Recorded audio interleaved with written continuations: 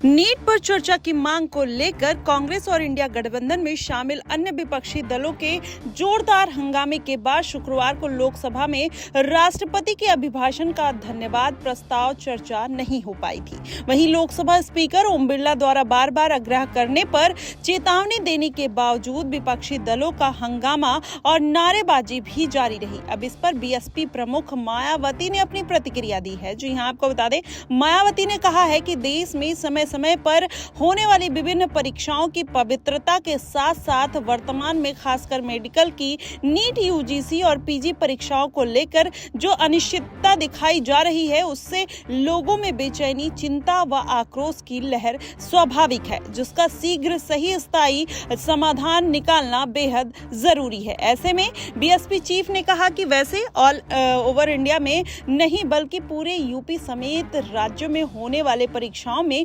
Paper leak व सरकारी भर्तियों में भ्रष्टाचार का मामला भी अति गंभीर है और दुखद व चिंतनीय है। इन समस्याओं के प्रति किसी प्रकार की सरकारी लापरवाही ना ही राजनीति उचित है और ना ही इसके रोकथाम के लिए कोई बड़ा कदम उठाया जा रहा है। तो ही केंद्रीय मंत्री, संसदीय कार्य मंत्री जो रह चुके हैं किरेन रिजिजू ने भी खड़े होकर संसद में कहा है कि इतिहास में राष्ट्रपति के अभिभाषण पर धन्यवाद प्रस्ताव पर चर्चा के दौरान किसी अन्य विषय पर चर्चा परंपरा नहीं है। कांग्रेस और उनके सहयोगी दलों के व्यवहार की वे निंदा करते हैं।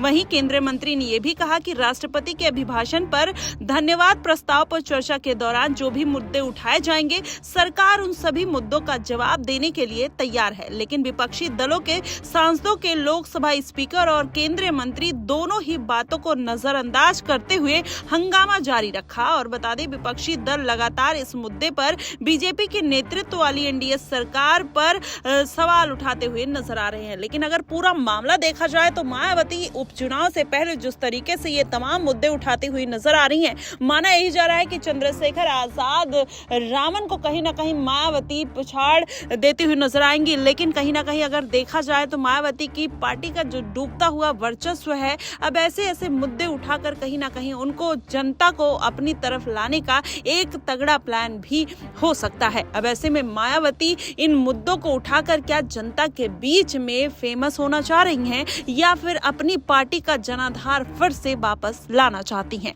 ये बड़ा सवाल तो है। लेकिन साथ ही आज संसद में राहुल गांधी ने जिस तरीके से नीट के मुद्दे को उठाया है, ऐसे में माना यही जा रहा है कि अब जो नीट का मुद्दा है वो आने वाले दिनों में सरकार के गले की फांस बनता हुआ भी नजर आएगा। फिलहाल देखना दिलचस्प होगा कि क्या अब योगी सरकार और मोदी सरकार इस पर कुछ बड़ा एक्शन लेती है या फिर सब मुद्दों की तरह ये भी मुद्दा दबता हुआ नजर आएगा।